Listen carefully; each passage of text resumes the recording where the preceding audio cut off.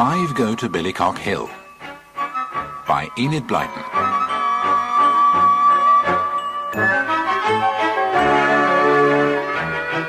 Julian, with his brother Dick and their young sister Anne, were kneeling on the floor in Kirin Cottage, poring over a map.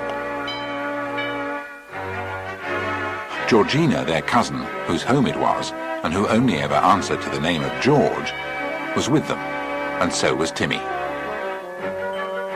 Now Timmy, a large and very happy dog, was not being exactly helpful. Seeing the 4 children kneeling on the floor, he imagined this was some kind of new game, gave a delighted bark, and lay down heavily on the map. Get up, idiots! We want to trace our route to Billycock Hill. What a lovely name! Is that where we're going?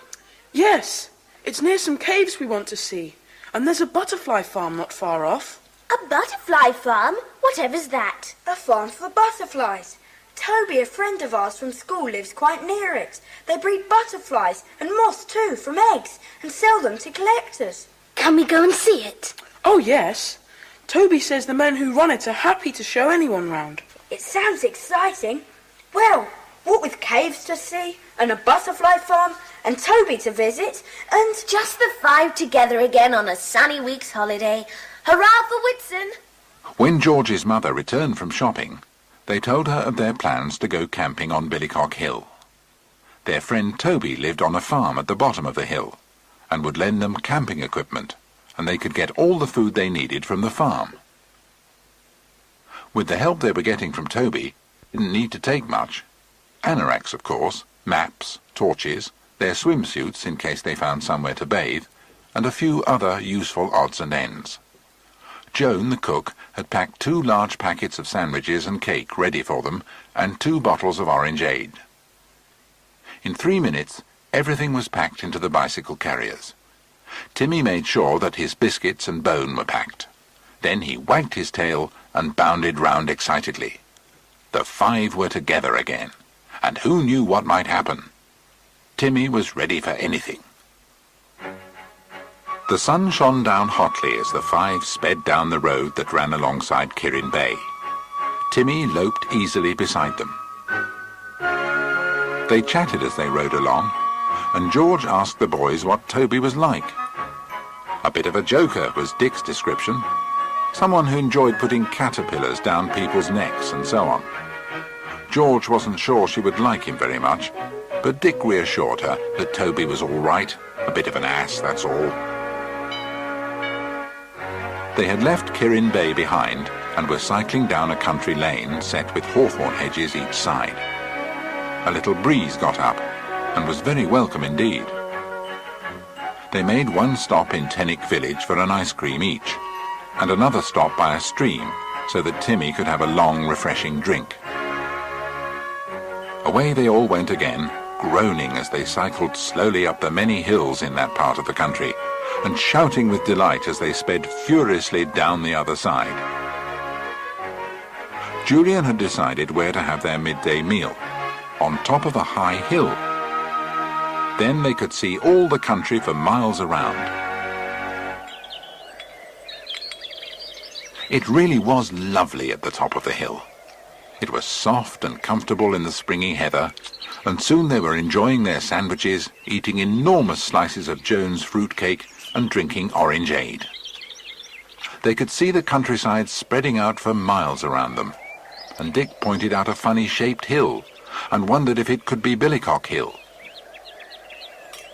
After a long, hard look through his field glasses, Julian thought it probably was, with its odd-shaped top, just like an old billycock hat. After resting for another half an hour, they were once more on their way, tearing down the hill at top speed, with Timmy barking madly beside them. Really, the start of a holiday was the happiest thing in the world. Billycock Hill was soon very near. It certainly was a strange shape. It was partly heather-clad and partly sloping meadowland. Nestling down at the foot of the hill was a rambling old farm building, with outhouses and stables and a big greenhouse. That must be Billycock Farm. We've made very good time. I hope Toby's remembered that we're coming. He promised to lend us all that we wanted for camping out. Come on, let's go into the yard. Whatever is it? Oh, it's a pigling. What a pet. Oh, look at it with Timmy. Tim can't make it out. He thinks it's a sort of dog without hair. Hello, who's this? What a dear little boy. Is he Toby's brother? That's my pig. He ran away from me. What's your pig's name? Curly, 'cause he's got a curly tail. Is this Billycock Farm? Have you got a brother called Toby? Yes, Toby's over there, ratting with Binky. Right. Come on. Let's go and find Toby and Binky. Perhaps Binky's another brother. Or a dog. Timmy, come here, good boy. Yes, Binky might be a dog. Dick and I will go to the barn, and you two girls stay here with Timmy. Get him, Binky! Under that sack! Oh, you fathead! You've lost him again. Hey, Toby! Oh, you've arrived. Glad to see you. But there's only 2 of you. I got out tents and things for 4. There are 4 of us. 5 including Timmy. He's our dog. We've left the girls over there with him. Will yours be friendly or not? Oh, yes, as long as I introduce them. Hello, girls. It's all right. Bring your dog here. He'll be all right with Binky in half a minute. Rather doubtfully, George brought Timmy across. Timmy was a bit doubtful himself of this big collie. Toby bent down and spoke in Binky's ear, and then instructed him to shake hands with George. At once the dog put up his paw and allowed her to shake it. Anne did the same, and then George and Toby each ordered their dog to shake paws with the other. Very politely and solemnly the 2 dogs shook paws, eyeing each other cautiously. Timmy gave a sudden little whine, and then the 2 were tearing round the yard together, having a wonderful game. Well, that's all right then. Well, let's go and see my mother. She's got a whopping great tea. Toby's mother, Mrs. Thomas, was a plump and jolly woman. She made them all very welcome. They sat down to a huge tea, and the 4 visitors wished they had not had such a big lunch. It was a very happy meal, and Toby was a good host. After everyone had eaten their fill, Mrs. Thomas told Toby to show the 5 the camping gear and help them to decide where they would camp. Toby had put all the gear in a nearby barn. 2 tents, a kettle, frying pan and saucepan, and a couple of rugs in case it turned cold. Toby found a handcart, and the children piled everything into it, together with an enormous package of food Toby's mother had got ready for them. Julian and Dick began to push the cart down the path to the gate. Timmy and Binky trotted on ahead, and everyone else followed. They made their way up the hill, following a narrow sheep path. The handcart bumped and wobbled, and soon it needed 4 or 5 pairs of hands to push it. They were all panting with the effort, until at last Julian decided they needed a rest. They all sat down, glad to get their breath. Certainly the view was magnificent. Far away on the horizon were purplish hills, and in front of them stretched miles and miles of green and golden countryside. George pointed to what looked like an enormous field with great sheds in the centre. What's that, just down there? That's an airfield. A bit hush-hush. Secret planes tried out and all that. I know all about it because a cousin of mine is there. He's a flight lieutenant. He comes to see us sometimes and tells me things. It's an experimental place. What's that exactly? Well, where new ideas are tried out. They deal mostly with fighter planes, I think. Don't be scared if you hear noises from the airfield, bangs and bursts. It's all to do with their experiments. I wish I could visit the airfield. I'm keen on planes. You'd better meet my cousin then. I should like to meet him. We'd better get on now. We won't get much higher. George and Anne went on ahead to find a good camping site. But it was Timmy who found the right place. He ran on ahead feeling thirsty. So when he heard the sound of running water, he ran to it at once. From under a jutting rock gushed a little spring. It rippled down a rocky shelf and lost itself in a mass of lush greenery below. George called to Julian to come and see. Everyone agreed it was a fine place, a fine view, plenty of springy heather to camp on and water laid on quite near. Soon all the gear was taken from the handcart and Anne unpacked the food parcel, wondering where would be the coolest place for a larder. She went over to the rock, from which gushed the crystal-clear spring water, and discovered a small cave hollowed out of the rock below the spring. Just like you, Anne. We'd better put a towel by the spring. We'll get soaked every time we want any food. Tell Timmy he's not to poke his head into my larder. Oh, now he's all wet. Timmy, go and shake yourself somewhere else. I'd better go. See you tomorrow. Come on, Binky. Thanks for everything, Toby. So long. Come on, let's settle in. This is the best camp we've ever had. What's the time? Good gracious, almost 8 o'clock. Anyone feel tired? Yes, with all that cycling and pushing the cart up the hill, I can hardly move. I vote we have a simple supper, then spread our rugs over some thick heather and sleep under the sky. Sounds jolly good.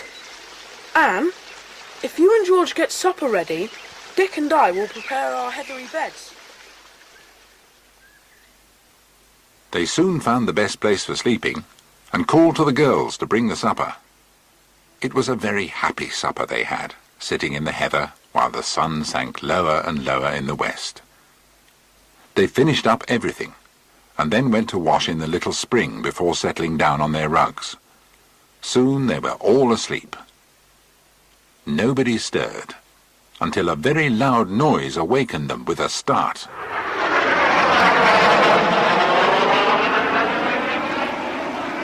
What's that? Oh, it's a plane. Must be from the airfield down there. I say, it's 9:05. We've slept nearly 12 hours. Well, I'm going to sleep for some more. No, you're not. It's too good a day to waste sleeping. Hey, girls, are you awake? Yes, we are. So's Timmy. We'll go and wash in the spring, then George and I will get breakfast. The sun shone down out of a blue sky, and the little breeze awoke and began to blow again. Soon they were having breakfast when Binky arrived, followed by Toby.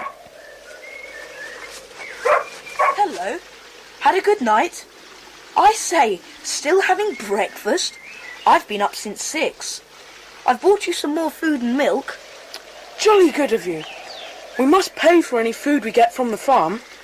Well, my mother says you don't need to pay her, but I know you mean to, so I suggest you pay me each time, and I'll buy my mother a smashing present from you all at the end. Good idea.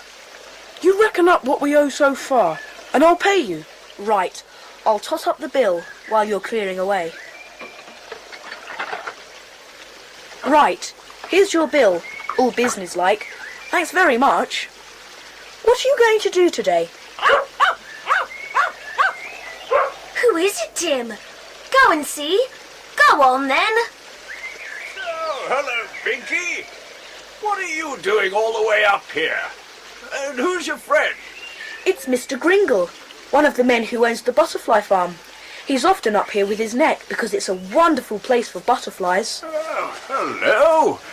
Who are all these, Toby? Quite a crowd. Friends of mine, Mr. Gringle. Allow me to introduce them. Julian, Dick, and Anne Curran. Their cousin George Curran, and their dog Timmy. Oh, pleased to meet you. 3 boys and a girl. Very nice lot, too. You don't look as if you'll leave litter about or start fires in this lovely countryside. We shouldn't dream of it. Mr. Gringle, could we see your butterfly farm, please? We would so like to. Of course, my dear boy, of course. This way, this way. George was feeling very pleased she'd been mistaken for a boy by Mr. Gringle, who was a peculiar figure, untidy, with glasses slipping down his nose, and his hair much too long. He led the way down the hill by a little path, so overgrown it was hardly possible to see it. Halfway down the hill, the little company heard a squealing noise, and then an excited little voice. Toby, I'm here. Can I come with you? It's Benny and the pigling. What are you doing here? Curly runned away.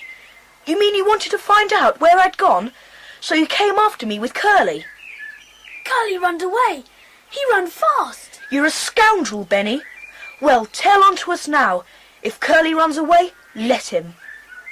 Well, shall we proceed? I say, sir, look at that butterfly. Is it rare? Oh, no, it's a meadow brown. Very common indeed. Don't they teach you anything at school? Julian, do we have any butterfly lessons? I say, Mr. Gringle, what about you coming to teach us? Don't be an ass, Toby. Mr. Gringle, are there many rare butterflies about here? Oh, yes. But not only that, there are so many of all kinds here, and it's easy to catch as many as I want for breeding purposes. Mr. Gringle took a long time to get to his butterfly farm, and the children began to wish they hadn't asked to go. There was so much sidestepping to see this and that, so much examining when a specimen was caught, so much talky talk, as Dick whispered to Anne. It was certainly a strange place. The cottage looked as if it were about to fall down any moment. But the glass houses where the butterflies were kept were in good repair, and the glass panes perfectly clean. Evidently the butterfly men thought more of their butterflies and moths than they did of themselves. Mr. Gringle told the children that his friend Mr. Brent was away for the day, so they couldn't meet him. Do you live here all alone with Mr. Brent? Oh, no. Old Mrs. James lives here, too, and sometimes her son comes to do my small repairs and to clean all the glass of the butterfly houses. Oh, there's the old lady. Look. Oh, she looks rather frightening. She's quite harmless. Our cook knows her because she often comes to us for eggs and milk. She's got no teeth at all, so she mutters and mumbles, and that makes her seem more like a witch than ever. The butterfly farm was certainly interesting, and the children wandered about the glass house watching caterpillars of all kinds and admiring the lovely specimens of butterflies. Eventually they felt they had seen enough, and Julian proposed that they leave. They thanked Mr. Gringle and said goodbye to him. Out they all went, and drew in deep breaths of fresh air. And then they heard a croaking voice behind them. Get out of here! Get out! Oh. What's the matter, Mrs. James? My son doesn't like strangers here. But this place belongs to Mr. Gringle, surely, and his friend. I tell you, my son doesn't like strangers here. Your son isn't even here, and it's not your business to give orders to visitors. He'll hit me. He'll twist my arm. Do go away. If he comes, he'll chase you off. He's a bad man, my son. She's mad, poor old thing. Her son's not too bad. We used to have him come to the farm to mend roofs and things. But he's not as good as he used to be. Come on, let's go. What's Mr. Gringle's friend like? I don't know. I've never seen him. He's away most of the time, doing the business side, I think. What are we going to do now? Go up to our camping place and have lunch. Come with us, Toby. Thanks. I'd love to have a meal with you. It wasn't very long before they were back at their camping place. The meal was very hilarious, as Toby was in one of his silly moods and produced some idiotic jokes. His most successful one was a large imitation spider with shaky legs, which, while Anne and George had gone to get the food, he hung by a thin nylon thread to a spray on the nearby gorse bush. Dick grinned at the prospect of Anne and George seeing it, although, as he told Toby, George always said she didn't mind spiders. Anne didn't spot it until she was eating her strawberries and cream. Then she suddenly spied it, hanging by its thread over George's head. Oh, George! Be careful! There's a monster spider just over your head! What? Is George scared of spiders? Just like a girl. I don't mind them at all. George, do move. It's almost on your head. It's an enormous one. Where is it? Oh! Now, Georgina, you said you didn't mind spiders. I'll remove it for you and you can go back to your place. No, don't touch it. Oh! That's enough, Toby. Joke's finished. A joke? A joke? You wait till I pay you back, Toby. I don't call that a joke. I call it a mean trick. You knew Anne hated spiders. Let's change the subject. What are we going to do this afternoon? I know what I'd like to do. I'd like a swim. Well, I can take you to a smashing pool just by the airfield. I've often swam there. Everyone agreed to the idea, and after clearing up the lunch things and a rest to let their lunch settle, they all set off down the hill. Toby made a quick diversion to the farm to get his swimsuit and rejoined them just as they reached the pine trees he had told them to make for. There was the pool, deep blue, cold, and as smooth as glass. The 5 children went towards it gladly, but suddenly they came to a big notice nailed to a tree. "Keep out. Danger. Crown property." Toby dismissed the notice, telling the others it didn't mean a thing. But it did, as they were very soon to find out. Julian was far from convinced that Toby was correct about ignoring the notice and said so. Dick shared Julian's view, but Toby was so insistent that at last the brothers reluctantly agreed that it was probably all right. Soon everyone was changed into their swimsuits and dived into the pool, which was surprisingly deep. The 2 dogs leapt in and swam vigorously round and round. Timmy began to bark excitedly. Shut up, Timmy. Why should he? Well, someone at the airfield might hear him. You said it didn't matter us being here. Look out for yourself. You wretch! I'll get you for that. You'll have to catch me first. I said I'd pay you back for the spider. I back old George. She'd outswim most boys. Shut up, Binky. Stop barking. What's all this? You're trespassing on Crown property. Didn't you see the notice? We're only bathing. We're not doing any harm. Didn't you see the notice? Yes, but we couldn't see much danger here. You come on out, all of you.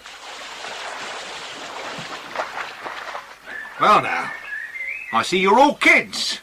I thought maybe you were trippers. Trippers don't come here. Nor do sensible children. I've had trouble from you before, haven't I? Didn't you come walking round the hangars bold as brass one day? I only went to see my cousin, Flight Lieutenant Thomas.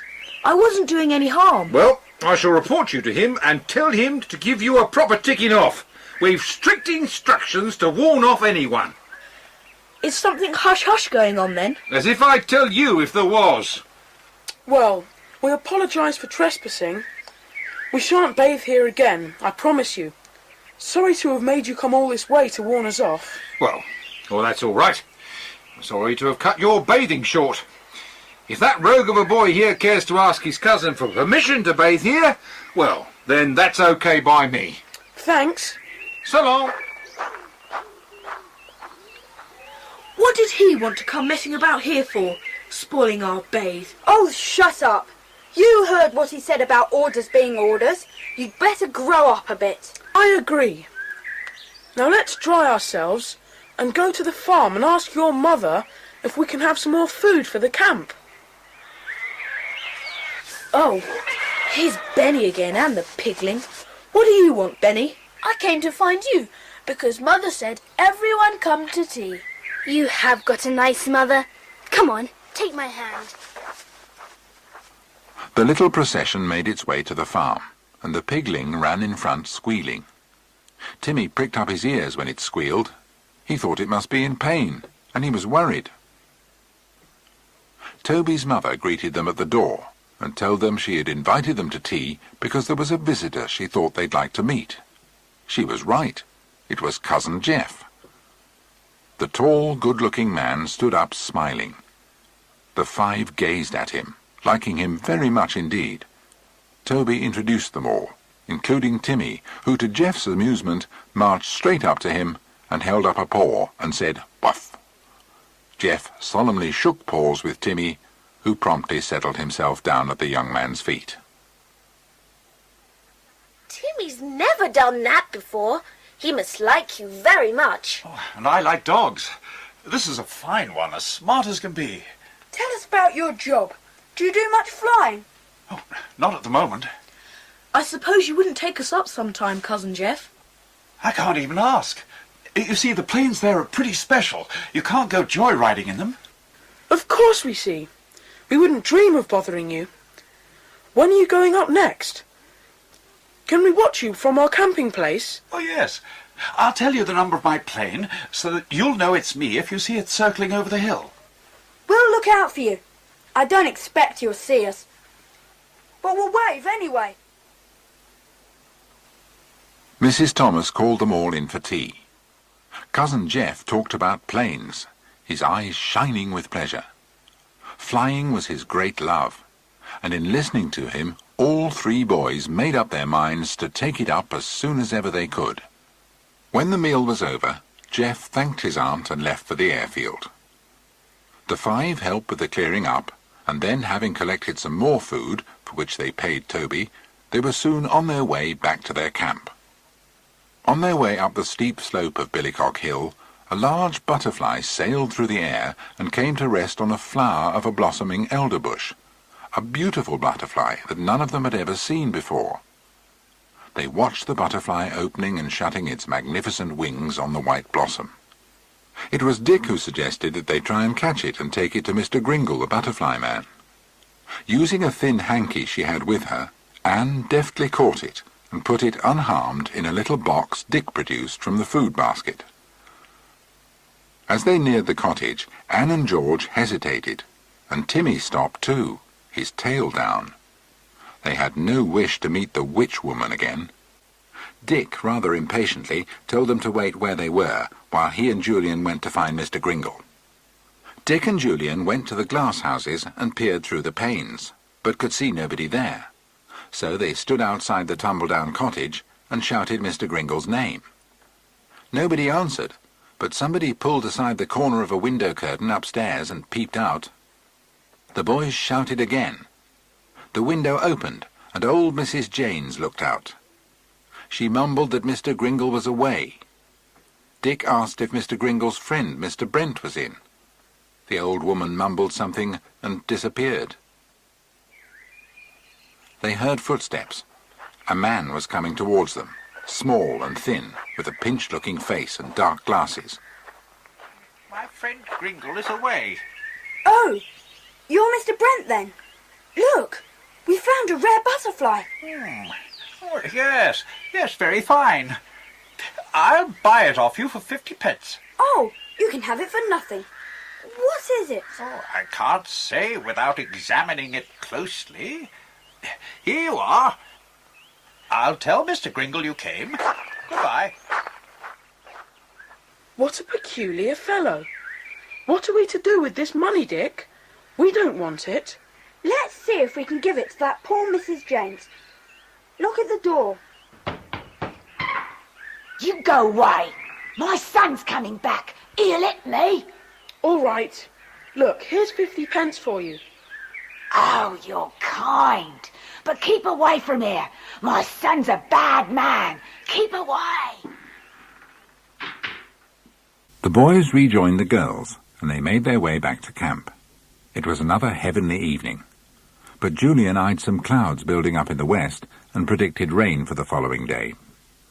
It was not nearly supper time, so Anne suggested they listen to some music on her portable radio. The first notes came softly from the little radio. and it seemed to set the countryside around to music, and the four settled down in the heather to listen. And then, cutting across the music, came another sound. It's Jeff's plane! That's his number! Wave, everybody, wave! Look! He's landing! Gosh, I do wish I had a plane to fly over the hills and far away. Oh well, let's have supper. As they sat eating their meal, Julian glanced uneasily at the western sky and the clouds which had swallowed up the evening sun. The rain was on its way. Supper over, they all got to work, and in 3/4 of an hour both tents were up. It was now almost dark, and except for Timmy, they piled into one tent to listen to the radio. Almost immediately, Timmy began to bark. George switched off at once. Somebody's coming. I wonder who it is. I think I'll take Timmy to see. Come on, Tim. Who is it? Who's there? Who is it? It's only me, Mr. Brent. I've come to examine our honey traps before the rain comes. Is Mr. Gringle about too? Yes. So if your dog barks again, you'll know it's only us. I'm going on to our next honey trap. I see you've got a torch. I wish I brought mine. Julian began to climb back up the hill to the tents, but in the darkness he missed his way. Timmy was puzzled and went to him, and tugging gently at his sleeve, he led him back to camp. Just as Julian got back, the rain started, and they all squeezed into the tent. Timmy, too. Julian told them about Mr. Brent, and they agreed that it all sounded a bit odd. By now the rain was lashing against the canvas of the tent, and the storm grew fiercer. Then Timmy began to bark again, startling everyone. He climbed over legs and knees and put his head out of the tent opening, barking loudly. Something's upsetting him. Something unusual. Well, we can't do much about it in this storm. Timmy, stop! Do you hear me? Now be quiet!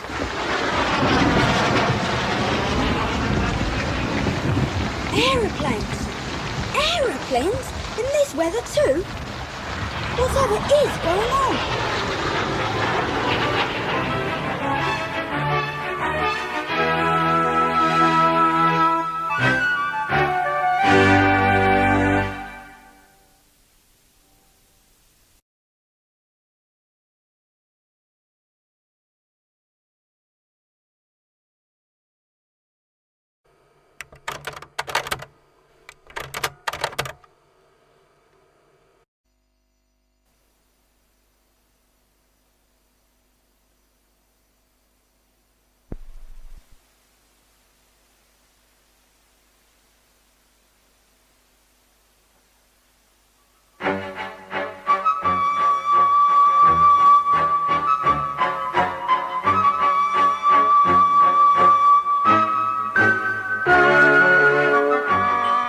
The little company in the tent were amazed.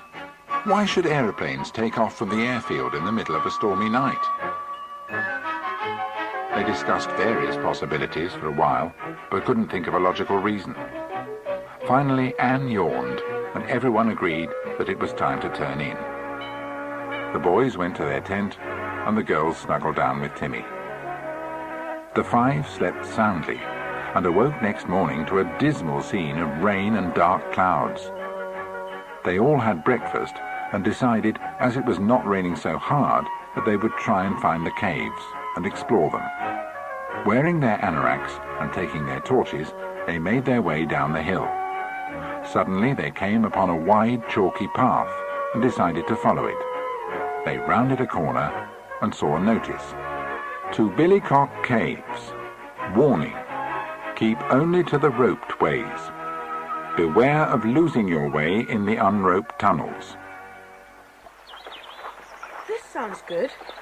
Let's see. What did Toby tell us about the caves? They're thousands of years old. They've got stalagmites and stalactites.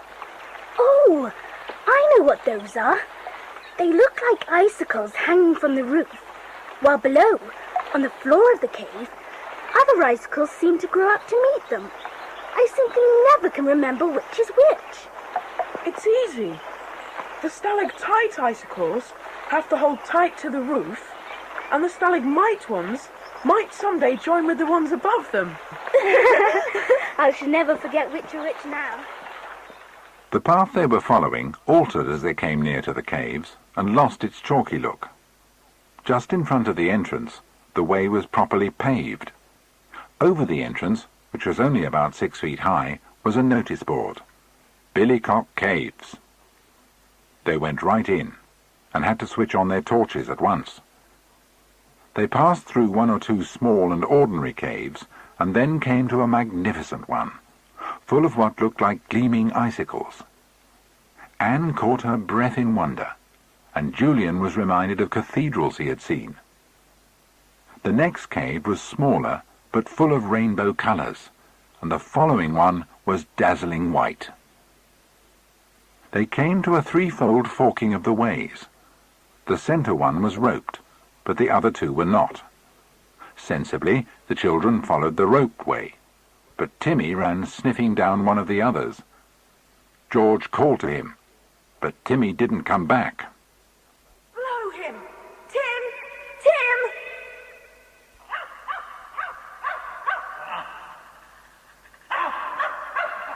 Here he is. I shall put you on the lead, Timmy.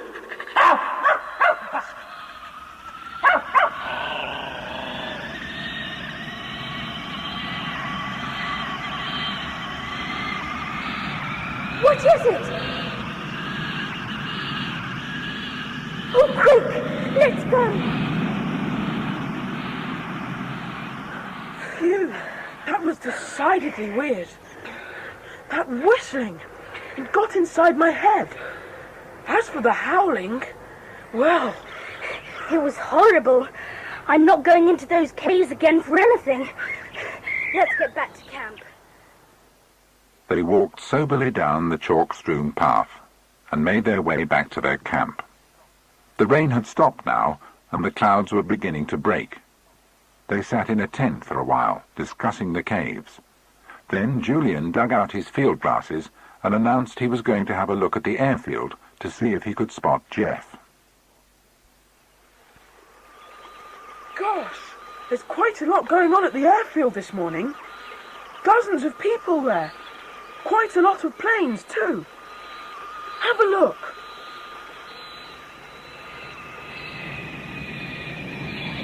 Another plane! Where did all the others come from? We never heard them. They must have arrived when we were in the caves. I wish we could ask Toby's cousin what all the excitement is about. We could go down to the farm after lunch. Thank goodness the sun's coming out again. Let's have the news on. We may catch the weather forecast. Billycock Hill. The aeroplanes stolen from Billycock Hill airfield this morning were 2 valuable ones, into which have been incorporated new devices. It is possible they were stolen because of these. We regret, it appears, that 2 of our best pilots threw them away, Flight Lieutenant Geoffrey Thomas and Flight Lieutenant Ray Wells. No news has been received of either plane. Both disappeared during a storm over Billycock Hill during the night. The threat of rail strike. To think that Jeff could do a thing like that. Jeff, a traitor. We heard the planes go. 2 of them. We ought to go to the police and tell them what we know. But I say, fancy Jeff doing that. I liked him so much. So did I. So did Timmy. And he hardly ever makes a mistake in anyone. What will poor Toby do? He thought the world of Jeff. Who's that? Oh, it is Toby. I've got awful news. We know. We just heard it on the radio. Oh, Toby. Fancy. Jeff. It wasn't Jeff. Jeff couldn't have done such a thing. couldn't. You know he couldn't, don't you? I can't believe that he did. Oh, gosh, I am a sissy to go on like this. But when the military police came to our farm this morning to ask questions about Jeff, I couldn't believe my ears. I suppose no other pilots are missing? No, I asked that. It looks bad. But it's not true that Jeff's a traitor. Are you suggesting that he is? No, I'm not. Don't be an ass. I don't think he is.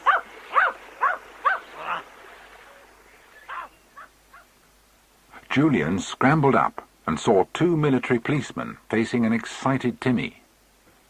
Julian called Timmy back, and the two men came up to the camp. In answer to their questions, the children told them all they could about the previous night. The policemen were particularly interested in the butterfly men, and questioned Julian closely as to whether he was certain that it really was Mr. Brent he had seen. Julian agreed that it had been pretty dark, but he certainly thought it was him. The policemen decided they would pay the butterfly farm a visit, but were unsure where it was. The children offered to guide them on their way, and the whole company went with the two burly men almost to the butterfly farm. The policemen thanked them and told the children to return to their camp.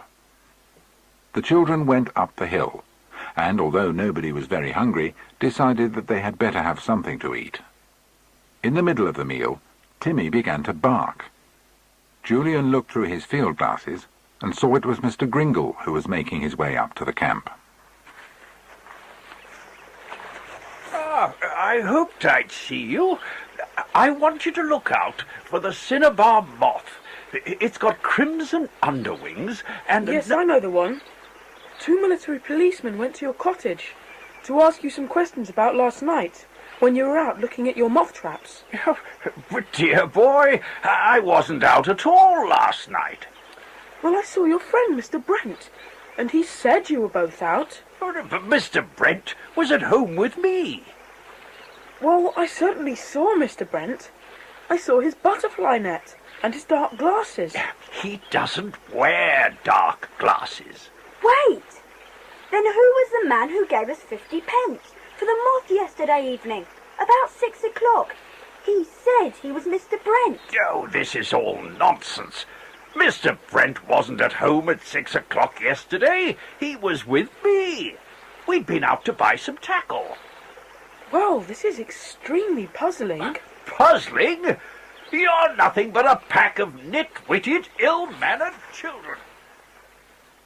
Mr. Gringle went off angrily, muttering to himself.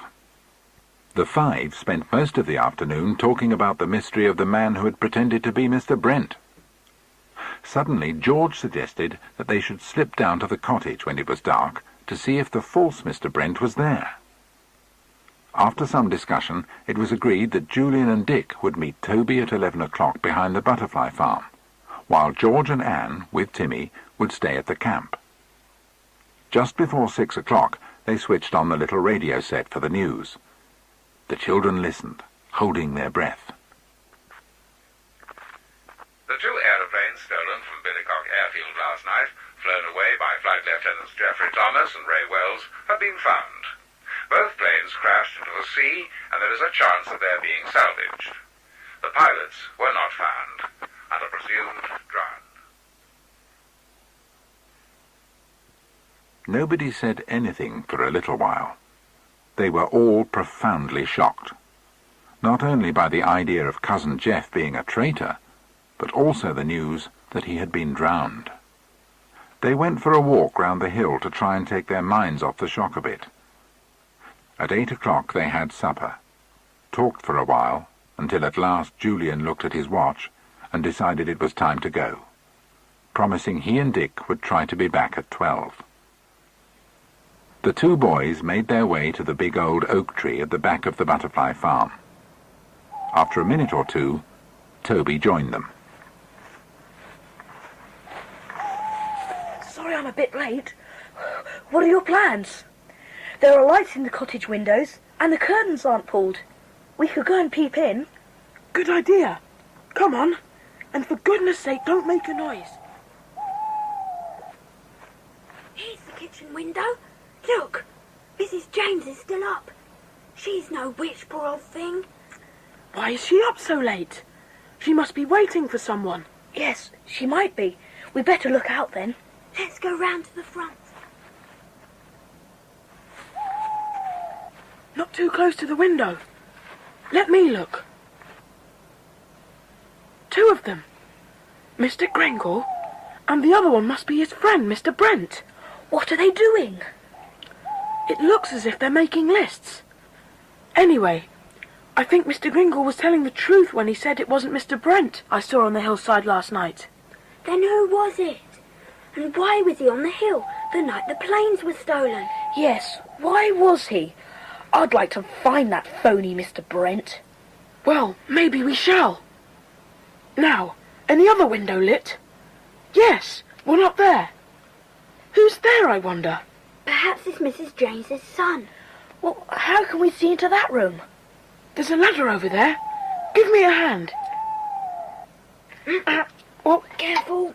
We'll have to be jolly quiet. There. That's it in place. I'll go up. Hold the ladder steady. And for goodness sake, keep a lookout.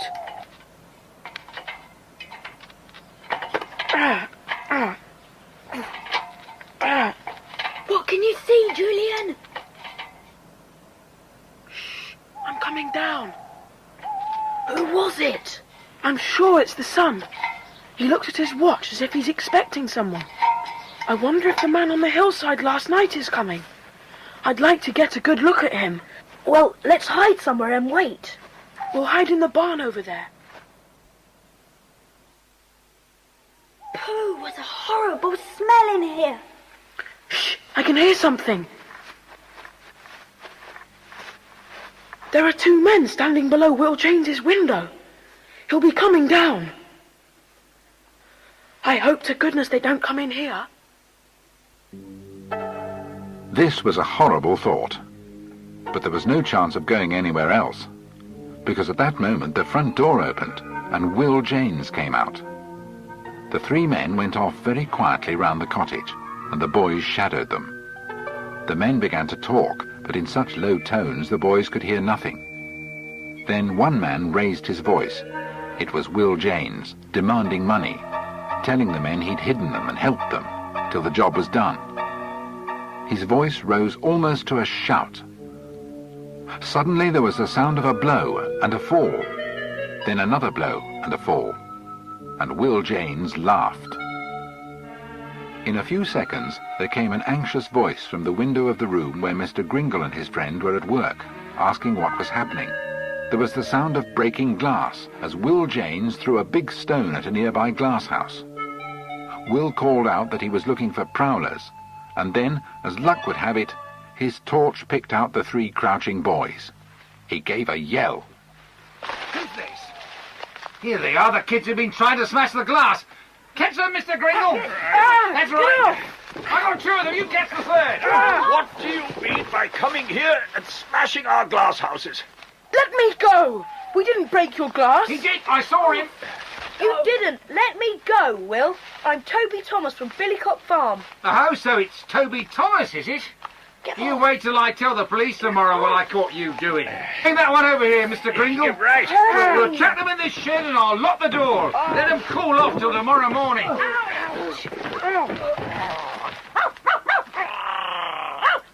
Timmy! It's Timmy! Call him, Dick. He'll soon make James drop you. Tim! Set us free, or I'll spring at you! Ow, my ankle! Call him off! Get away! Mr. Gringle shoved Julian away, and with Mr. Brent, followed by Will James, retreated into the cottage. The boys were tired. Toby went off to the farm, and the brothers returned to their camp. The girls were most relieved to hear the boys and Timmy coming back. Dick told them the tale of their adventure, and how grateful they had been to see Timmy. George wondered how they could find out what Will James had been up to. Julian was sure he wouldn't tell them, but thought that if they were to go down to the cottage in the morning, and Will James was out, they might persuade old Mrs. James to tell them a few secrets. With that thought in mind, they all turned in. The next morning the five awoke late, even Timmy. After a meagre breakfast, they set off to the butterfly farm. When they came near, they slowed their steps, not wanting to run into Will Janes. But there didn't seem to be anybody about, except poor old Mrs. Janes trying to peg up her washing. Anne ran over to the little woman. I'll pick the things for you. Here, let me have them. Goodness, however did you get that black eye? Where is your son Will? I'm going indoors. Here, let me help you. Come on, sit down. You're the one that gave me 50 pence. Kind you are. Nobody's kind to me now. My son's cruel. He hits me. Did he give you that black eye? Yes. He wanted money, and I wasn't going to give him that 50 pence. And he hit me. And then the police came and took him away. What? The police took him? This morning, do you mean? They said he'd been thieving ducks. But it's those bad men that changed my son. He was a good son once. What men? You tell us everything. We'll help you. There were 4 men. And my son, he was promised money if he hid them here. They all had a secret, see? They only talked about it when they were hiding in my bedroom.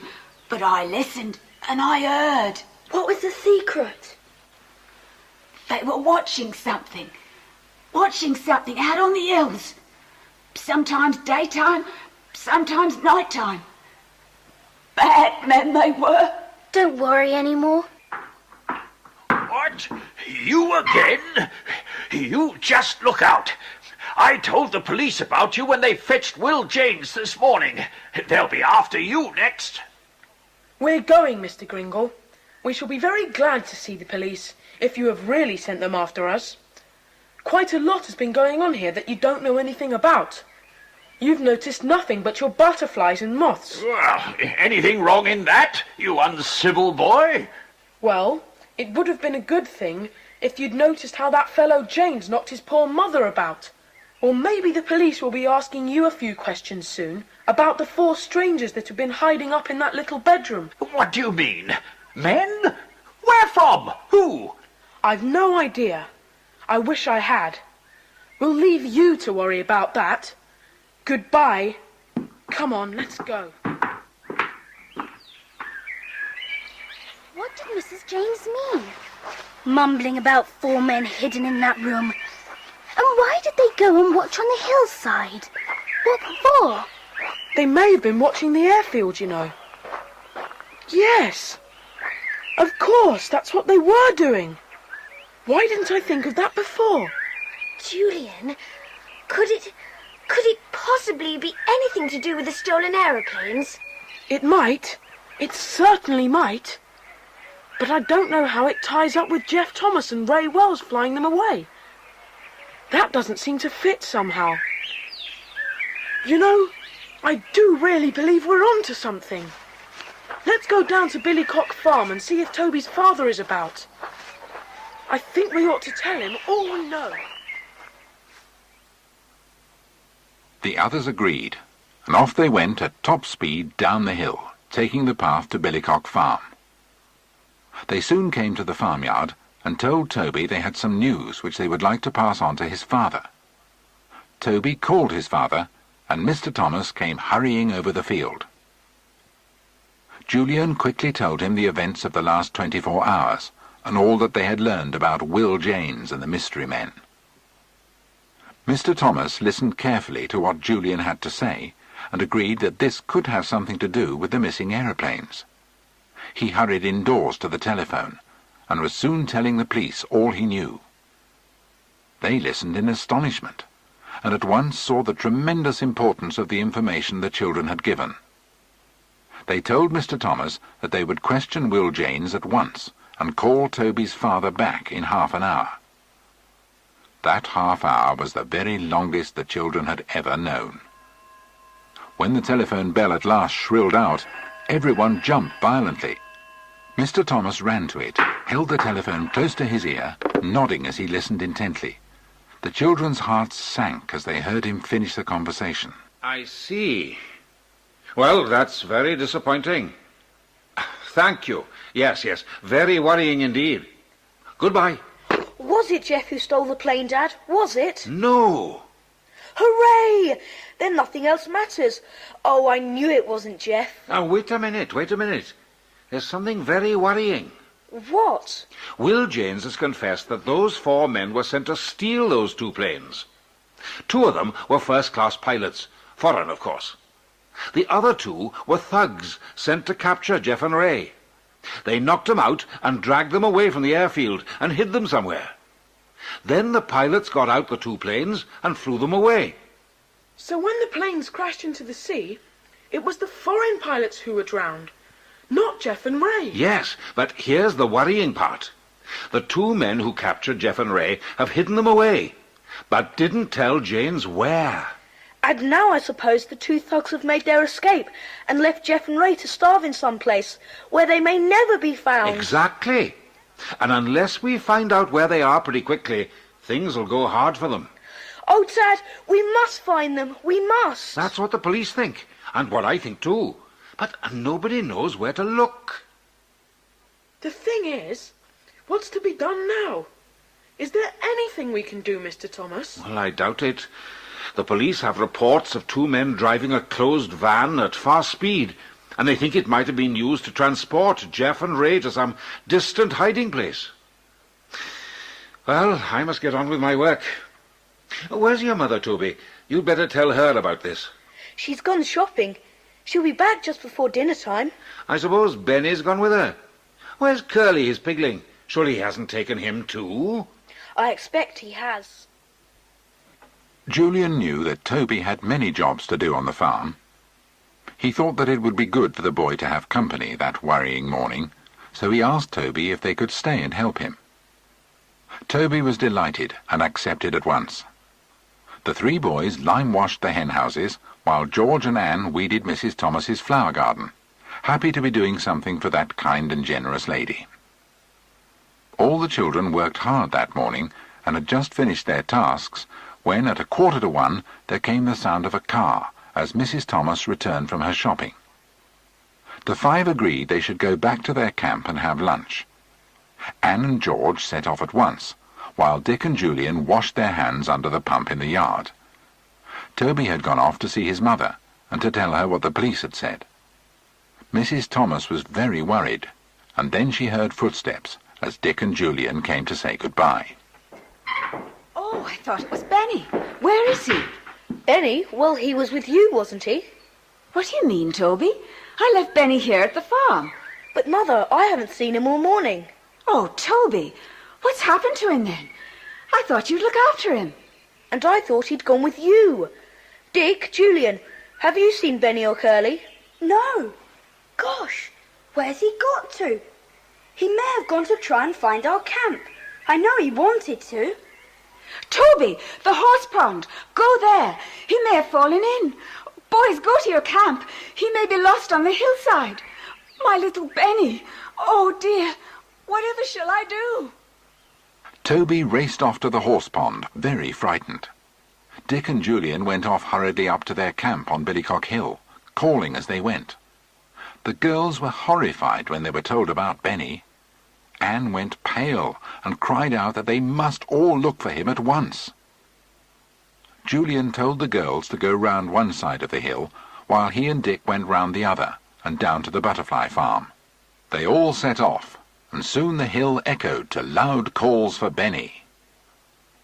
It was 2 hours before Benny was found, and the 5 had almost given up looking. They had met together as they came round the hill, when Timmy suddenly pricked up his ears. He gave an excited little bark and trotted off down the hill. Julian suddenly realized Timmy was heading for the caves, and the children raced after him.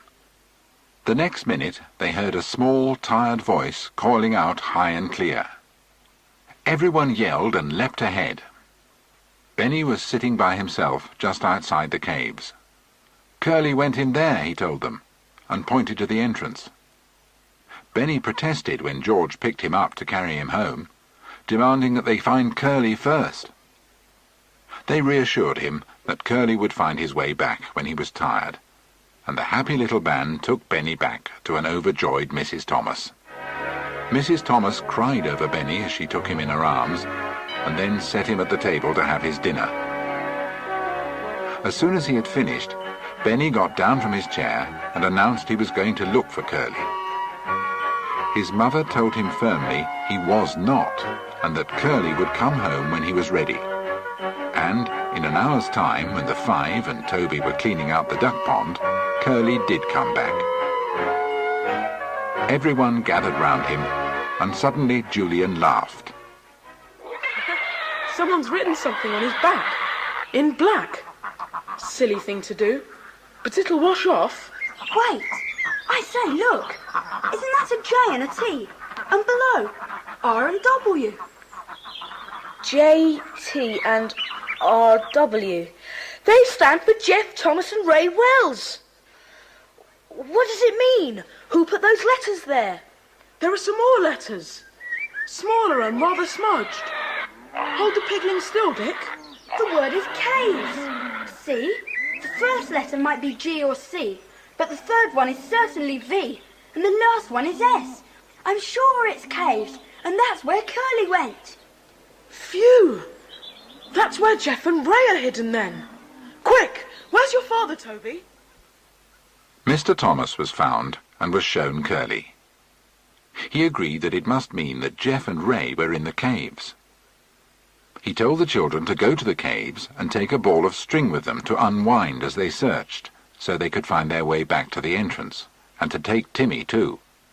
Meanwhile, he would telephone the police and let them know. Up the heathery hill panted the five children and Timmy. Julian carried the little pig. They came to the entrance, and Julian put down the trembling little pig. George called Timmy, told him to smell the pigling, and to search when he went into the caves. Timmy knew perfectly well what tracking meant, and obediently smelt Curly thoroughly, and then put his head down to follow the scent of the pigling's footsteps. He soon picked it up, and began to run into the first cave. On he went through one cave, then another, until he came to the forking of the ways. Timmy, nose to the ground, took the left-hand unroped way, and everyone followed, torches shining brightly. Timmy suddenly stopped in his tracking, raised his head, listened, and barked loudly. Boy!